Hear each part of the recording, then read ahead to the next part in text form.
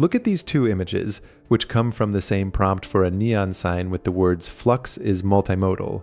The first model gets the colors right, but it does not produce all of the text. Model trained with self-flow produces the complete phrase. The paper then evaluates both methods across many prompts and reports that a 625 million parameter self-flow model gets a higher prompt alignment score than a 1 billion parameter REPA model. So, what did self-flow change during training? To answer that question, first look at the task that self-flow keeps. Take a clean image patch and call it x0, then sample a Gaussian noise patch and call it x1. For a chosen time t, place an intermediate patch on the straight path between them and ask the model to predict its velocity. During generation, start at x1 and apply small updates while t decreases to 0, which moves the patch toward clean data. The patch at time t equals 1 minus t times x0 plus t times x1. Because this path is straight, its velocity is constant and equals x1 minus x0. This rule is called flow matching, and it gives every latent patch a velocity target, but it adds no separate target for preserving the complete sentence across the image. The flow matching target tells each patch how to move, but the authors argue that one noise level for all patches can let the model rely on nearby patches instead of learning features that describe the complete image. REPA adds a second target by passing the clean image through a frozen visual encoder and training a generator layer to match its features. REPA is a strong baseline and its encoder is removed after training, but its target features are fixed before the generator starts learning. In the self-flow paper's ImageNet test, the tested stronger DINO encoders produced worse Fréchet inception distance, or FID score. Can the generator produce its own feature target while it learns? Self-flow creates its own feature target in 2 stages, and the first stage changes how noise is added to one training image. It draws 2 times from the same distribution used by flow matching and assigns 1 time to one group of latent tokens and the other time to the remaining tokens. The smaller time produces the cleaner group and the larger time produces the noisier group, while all tokens remain in the grid and use the same clean image and Gaussian noise sample. The paper calls this Dual-Timestep scheduling. The student receives this mixed noise grid, while a second copy of the network receives every token at the cleaner time. The second network uses a slow-moving average of the student's weights and supplies deeper features as the target, so it is called the EMA teacher. The student still predicts the flow velocity, and a cosine loss aligns an earlier student layer with the deeper teacher layer. The total loss is the flow loss plus 0.8 times this feature loss, and this complete method is self-flow. The teacher input is cleaner, but still noisy, and the teacher adds 1 training forward pass, but is absent during generation. Now follow one token across many updates. It can receive either sampled time, and both come from the same distribution, so its marginal distribution of noise levels does not change.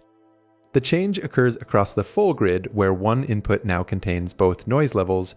Full attention lets the groups exchange information, so the authors propose that cleaner tokens help noisier tokens. The training diagram does not test this explanation, so we must first check whether the reported models improved. The paper reports better values on its held-out tests, but the opening image alone cannot establish that result. For text-to-image generation, Fréchet inception distance, or FID, decreases from 4.08 to 3.61.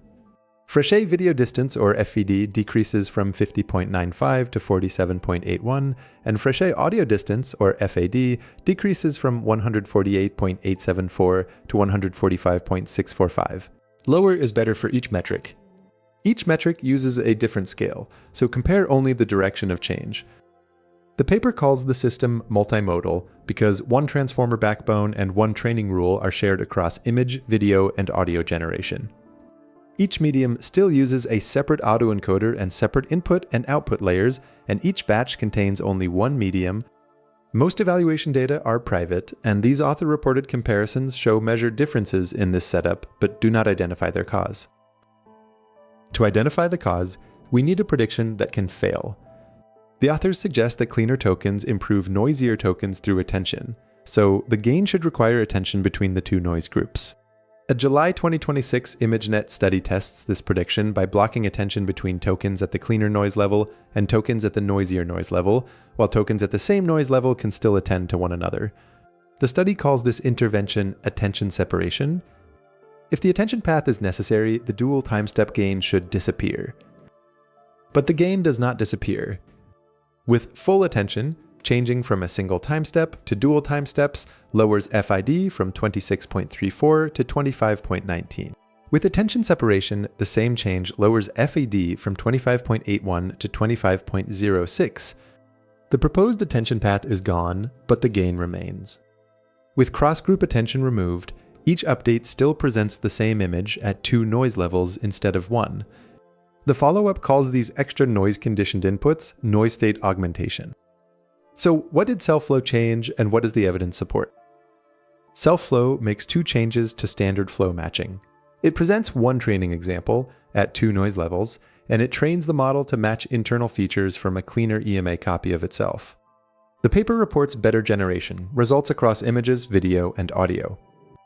The ImageNet follow-up shows that the 2 timestep gain remains when attention between the 2 noise levels is blocked, so cleaner tokens do not need to teach noisier tokens for the gain to appear. Presenting the same example at 2 noise levels can improve generation even when the 2 token sets cannot exchange information.